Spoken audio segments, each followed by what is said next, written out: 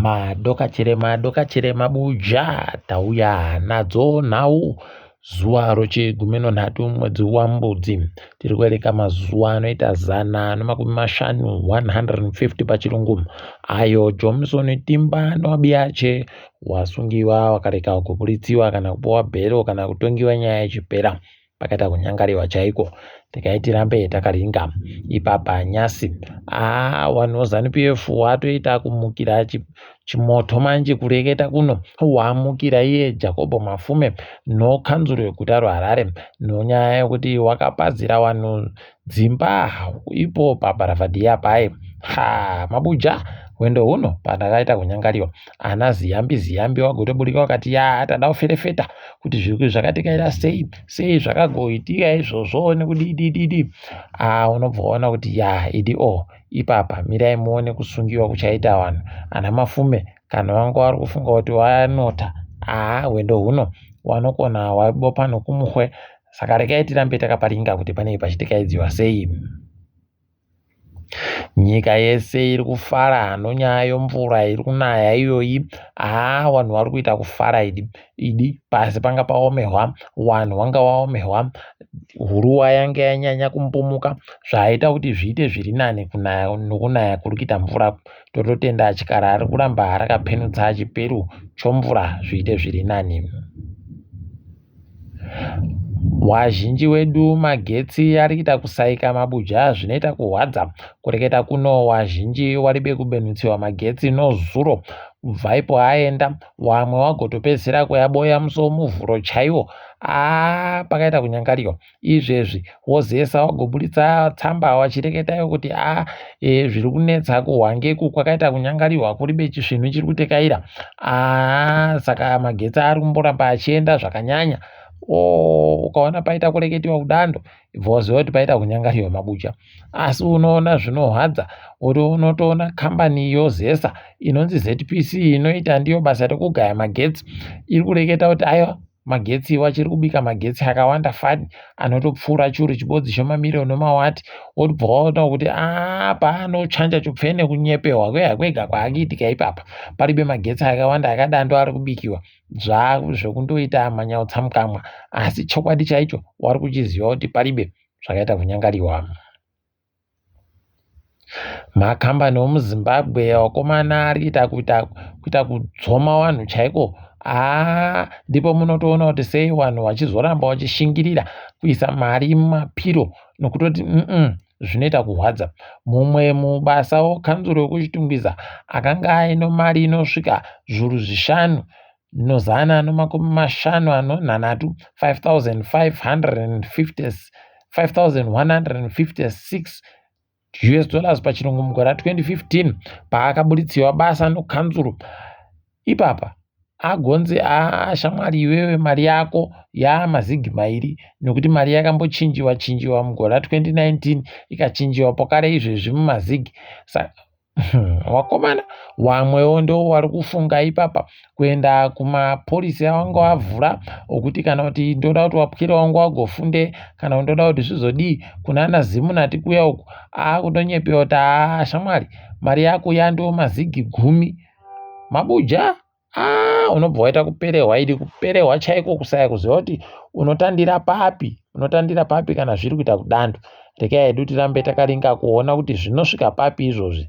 Asi zviri kuhwadza chaiko. Ticharamba tichiringa kuti zvinoperera papi. Izvozvi ndo zvinoita kuti muone kuti wanhu wawa tima racho wakarinyanya mabuja. Kubira wanhu kasingaperi kudando. Zvinhu bai zvinhu. Dhamu rokaribha kureketa kuno raita paita kunyangariwa. Bairasara basi nozvikamu 2 kubva muzana 2% pachirungu. Unobva waona kuti pakanyangara kana mvura ikareka kugowanda kuingidzira mudhamumo. Aiwa wakutoripfika paya tichiribe magetsi ari kubva kukaribha. Yatiri kuchema iyo mazuva mairi muribe magetsi inenge yatoyosonoreseka paribe magetsi. Zvinondoitiwa mvura ndozvaonekwa kuita kumagetsi idi zvinoita kuhwadza. Rekai tirambe tichindoringira kuna Yawe kuti zviite zviri nani nokuti apa pakanyangaritsa apa.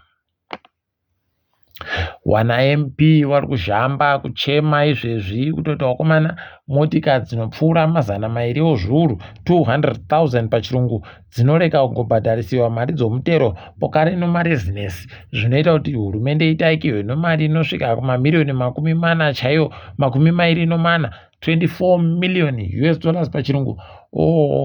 Mabuja idio wabi edu zvavo vanoita kutekera madira aJorgina waribe kubhadhara kana mbichana.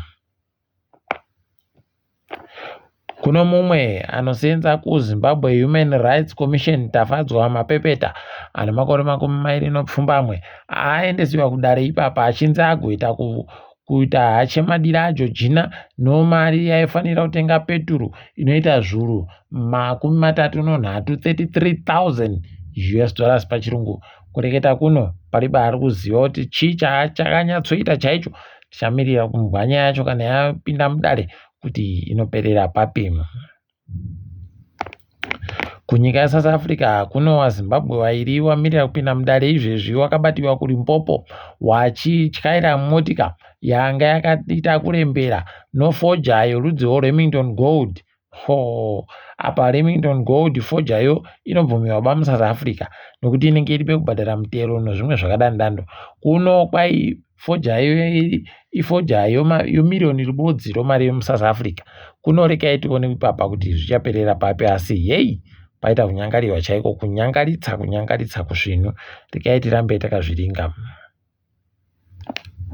Wamwe wafana watatu mbindura mumu wanonzi Ladma Mutesa tapiwa nyakudya pokare naSande Saini waiwapowa makore 37 nonyaya yekuti wakaenda kobira vanhu wakapakata. Tikuramba tichitenda wakabata iwawo dai zvaramba zvakatodando tinozvidapa zvavanhu vanoita kuita kusikinya tokuona kudaro. Mumwe kanzura woguta raHarare Takudzwa Dzumbunu apona ipapa agonzi nokomisheni iya iriferefeta basa remuHarare ngagobhadhara choupenzi nokutoti akatinyepera kuti akaenda kuchikoro akafunda zvakati nozvakati. Unobva waita kuona kuti yaidi zvakaita kunyangariwa. Rekai tirambe hedu takaringa. Apa uyo anonzi Mabuza weiko kuBulawayo ari ndiye kwai muridziwo kambani yo10 Tree Investments iri kuita zvokumisa dzimotika muBulawayo mugutamo ichitora makutukutu omari aenda kumusangano wekanzuru akadya windo hache yezimotika rorudzi Rolls Royce inoita zviuru 400,000 $400,000 pachirungu. Idio rekai hedu tirambe takazvinyarara izvi. Ipapa tiri kutenda tiri kufara nombi yedu anonzi Leonard Zulu. Kwai Leonard Zulu aitiwa ndiye Resident Coordinator for United Nations kuUganda. Tikuramba tichimurovera manja tichiti ndo kukona kurambai muchisimudzira mureza wenyika yoZimbabwe. Starring kambani yaElon Musk yagoti ipapa yafunga kutobenutsa nokuderedza mari dzomutengo woStarlink Mini muZimbabwe. Starlink Mini yakuita $140 okuAmerica basi kana uchitenga uri kuda kuisa muZimbabwe. Ndokukona kawo kuti rekai zvirambe zvakadando.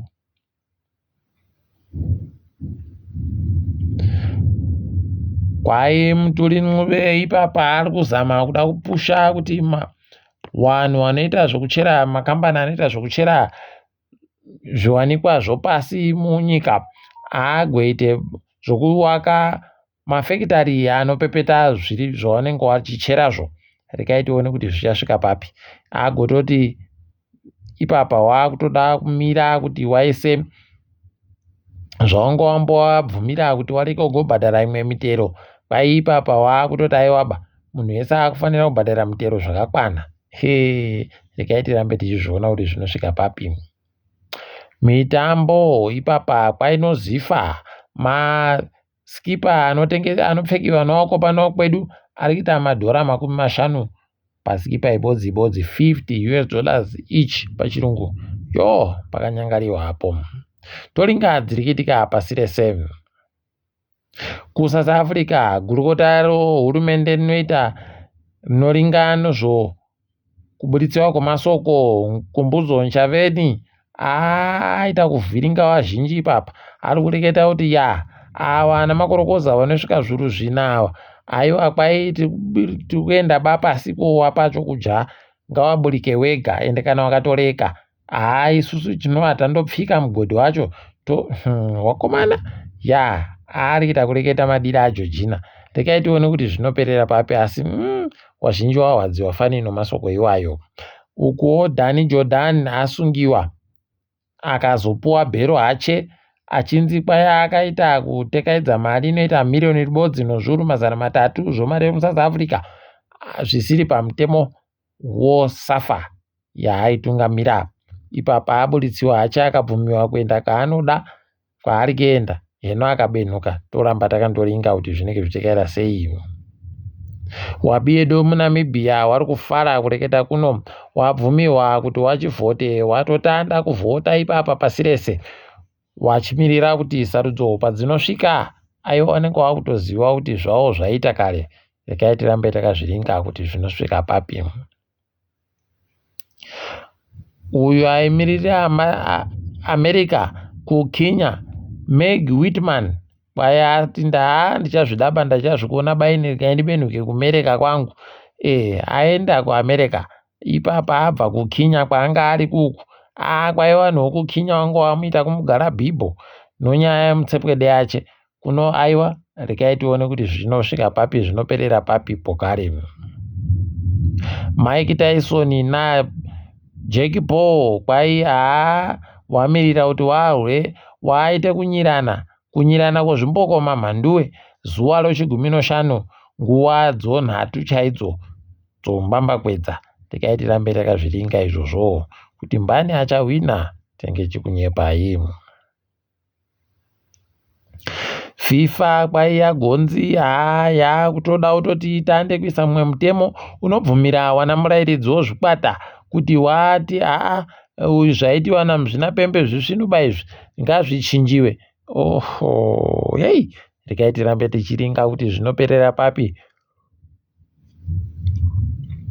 Tikundoimba kuti zvinonyangadza babhora iro rinonakidza kudandini. Elon Musk anota. Elon Musk aitiwa ndiye mukuru webazi rehurumende yekuAmerica rinoringana zvokutekaidzwa kwamabasa kunoita kuti zvinhu zvitekaire zvisvinu zvakanaka, Department of Government Efficiency pachirungu. Apinda machena. Munova machitoona kutoti sei anga ari ndiye anga ari pamberi kukurudzira nokukuza iye Donald Trump. Rekai tirambe tichiparinga ipapo. Kwakadaro mabuja panyasi rekai tichidifamire pano. Ndini wenyu Mhanduwe Onhau.